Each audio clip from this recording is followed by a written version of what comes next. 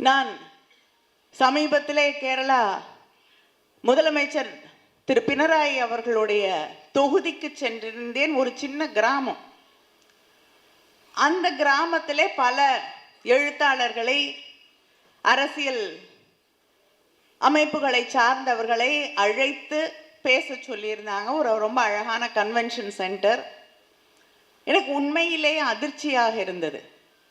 அந்த அரங்கம் நிரம்பக்கூடிய அளவிற்கு, நான் பேசுறது ஆங்கிலத்தில், ஆனால் அதை கேட்டுவிட்டு கேள்வி கேட்பதற்கு தயாராக அந்த மக்கள் அந்த அரங்கத்திலே கூடியிருப்பதை பார்க்கும் பொழுது யாரும் அழைத்து வரப்படவில்லை. அந்த ஊர்ல இருக்கக்கூடிய மக்கள் அதை பார்க்கும் பொழுது இதனால தான் கேரளாவும் தமிழ்நாடும் தனித்து நிற்கிறது என்பதை தெளிவாக புரிந்து கொள்ள முடிந்தது.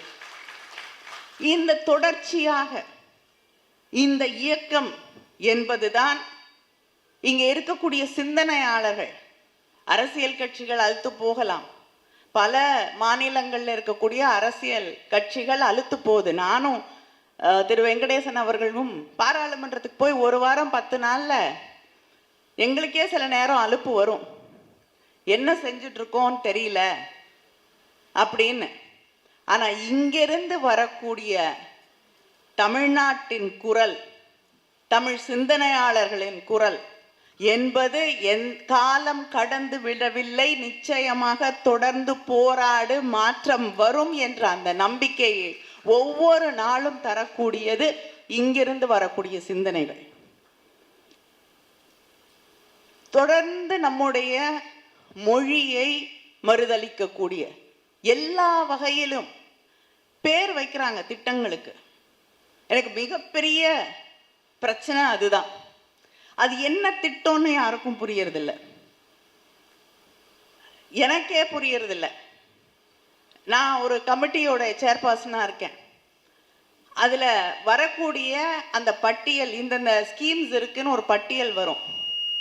அது என்ன பட்டியல்னு நமக்கும் புரியாது.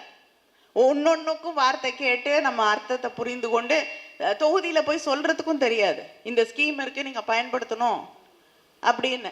ஒண்ணுமே இல்லை. சோலார் லைட், அதை போடுறதுக்கு சூரிய சக்தியால் இயங்கக்கூடிய அதை பயன்படுத்துங்கள் என்று சொல்லுவதற்கு அது என்ன ஸ்கீம்னு நம்ம தேடி கண்டுபிடிச்சு அதை மனப்பாடம் பண்ணி, இல்லைன்னா ஒரு பேப்பர்ல எழுதிட்டு போய் தான் மக்கள்கிட்ட பேசணும். எல்லா வகைகளிலும் எல்லா இடங்களிலும் மொழியை தொடர்ந்து திணித்து கொண்டு, ஆக்கிரமித்து கொண்டு, அதில் மீது அதிகாரம் செலுத்திக் கொண்டு, ஒரு ட்ரெயின் மேன் பண்றதுக்கு தமிழ் தெரிந்தவர்களை போட மாட்டார்கள். ஆக்சிடென்ட் ஆனா கூட பரவாயில்ல என்ற அந்த குரூரத்தோடு வேற மாநிலங்கள்ல இருந்து கொண்டு வந்து ஆட்களை வேலைக்கு போட்டு மக்களுடைய உயிரை பற்றி கூட அக்கறை இல்லாத ஒரு ஆட்சி நடந்து கொண்டிருக்கிறது என்றால் அவர்களுடைய சிந்தனை எப்படிப்பட்டது, மனப்போக்கு எப்படிப்பட்டது என்பதை நாம் புரிந்து கொள்ள வேண்டும். இதை தாண்டி திரு வெங்கடேசன் அவர்கள் பேசும் பொழுது குறிப்பிட்டு சொன்னது போல கீழடி, நம்முடைய பெருமைகளை மறுதலிக்க வேண்டும். ஏன்னா இவங்க சொல்லக்கூடிய பெருமைகள்லாம் நம்ம விரல் விட்டு எண்ண முடியாது. நம்ம சாதாரணமா 5000 10,000 அப்படிதான் சொல்றோம். இவங்க 17,000 கோடி ஆண்டுகளுக்கு முன்னால் ஆட்சி செய்தவர்களை பற்றி எல்லாம், மனித இனம் தோன்றுவதற்கு முன்னால் ஆட்சி செய்தவர்களை பற்றி எல்லாம் பேசிக்கொண்டிருக்கக்கூடியவர்கள். ஒரு நாடாளுமன்றத்தில் ஒருவர் ஒரு முறை சொன்னார், நாங்கள்லாம் ரிஷிகள்ல இருந்து வந்தவர்கள் என்று. அதனால அப்படிப்பட்ட பெருமைகளை பேசக்கூடியவர்களுக்கு நாம் 5000 ஆண்டுகளுக்கு முன்னால் கீழடி பற்றி பேசினார். ஆதிச்சநல்லூர்ல இருந்து தான் நம்முடைய இரும்பின் நாகரிகம் தொடங்குகிறது என்று தமிழக அரசு திட்டவட்டமாக தெளிவாக ஆராய்ச்சிகளோடு அறிவியலோடு அறிவித்திருக்கிறது. உலகத்துல தமிழ்நாட்டில இருந்து தான் சரித்திரம், மனித இனத்தின் சரித்திரம் எழுதப்பட வேண்டும் என்பதை அறிவித்திருக்கிறோம்.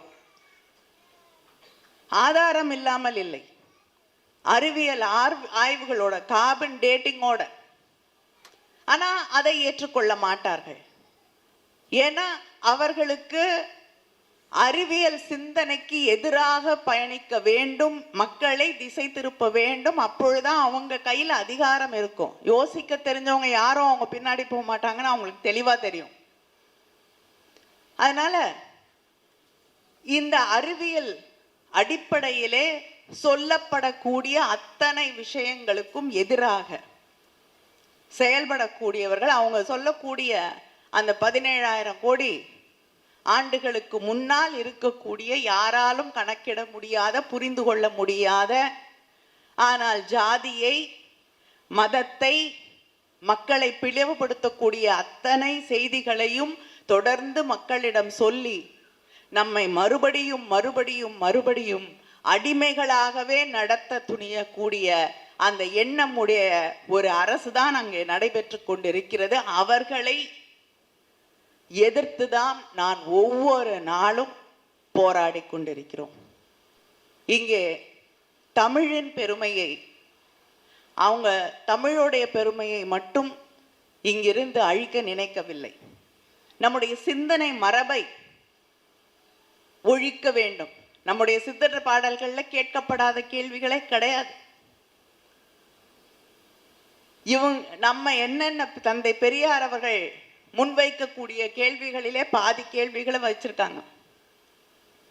இறை வழிபாட்டை பற்றி பல கேள்விகள் இருக்கு. ஜாதியை உடைக்கப்படக்கூடிய கேள்விகள் எத்தனையோ இருக்கு.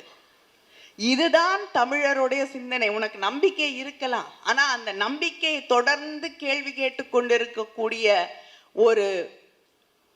ஒரு அமைப்பு என்பது தமிழ்நாட்டிலே தொடர்ந்து தமிழ் மக்களோடு தொடர்ந்து பயணம் செய்யக்கூடிய ஒன்றுதான். அதுதான் நம்முடைய சிந்தனை மரபு. அதை உடைத்து கொண்டு அவர்களால் வர முடியவில்லை. அதனால நம்முடைய பெருமைகளை, நம்முடைய கல்வியை, நம்முடைய மொழியை, நம்முடைய சிந்தனை போக்கை உடைக்க வேண்டும் என்று தொடர்ந்து அதன் மீது ஒரு ஆக்கிரமிப்பை, அதன் மீது ஒரு வன்முறை தாக்குதலை தொடர்ந்து நடத்தி கொண்டிருக்கிறார்கள்.